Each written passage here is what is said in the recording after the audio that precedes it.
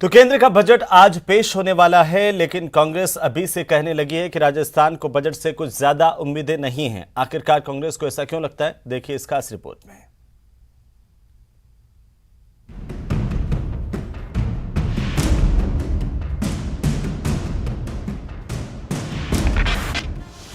बाईस का बजट 25 पर प्रहार, डोटासरा का केंद्र पर प्रहार।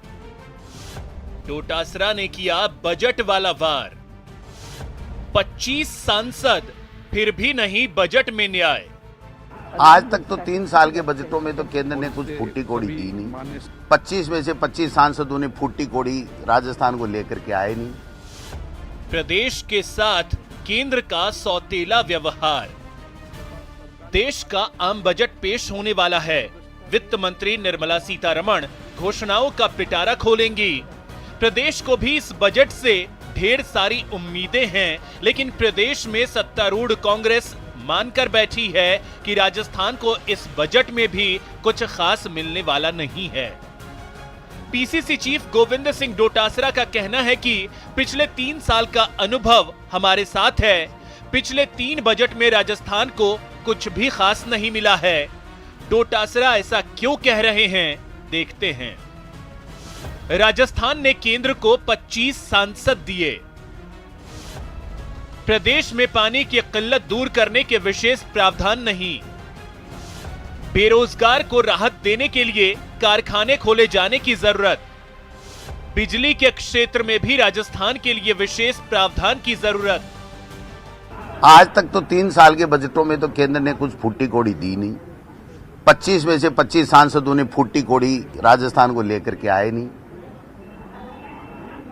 कभी कोई एसडीएम को धमका रहा है, कभी किसी को धमका रहा है। ये काम कर रहे हैं। उनको चाहिए कि देश के प्रधानमंत्री से ये मांग करें कि ये प्रदेश में पानी की किल्लत है, प्रदेश में युवा बेरोजगार है, उनको नौकरी के लिए कोई न कोई तो कल कारखाना खोल दो, कोई नौकरियां निकाल दो, कुछ तो कर दो।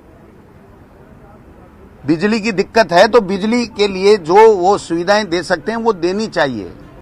डोटासरा का कहना है कि सभी रोजगार से लेकर विकास की बड़ी योजनाएं कांग्रेस सरकार लेकर आई।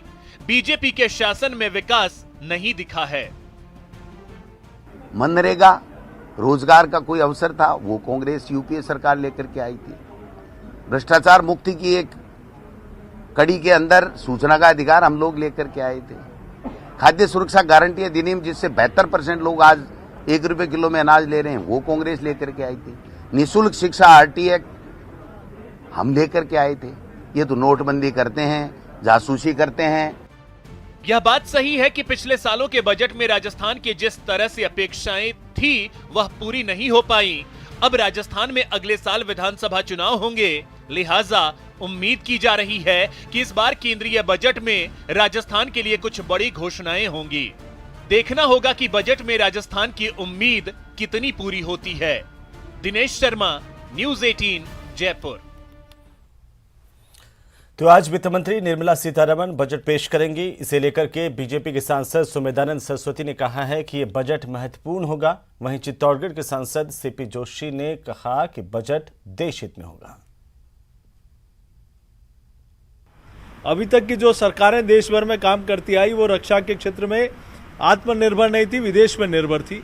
लेकिन इस सरकार ने आत्मनिर्भरता के तहत रक्षा के मामले हो चाहे अन्य मामलों में हो, आत्मनिर्भर बनाने के लिए एक नहीं अनेक कदम उठाए हैं।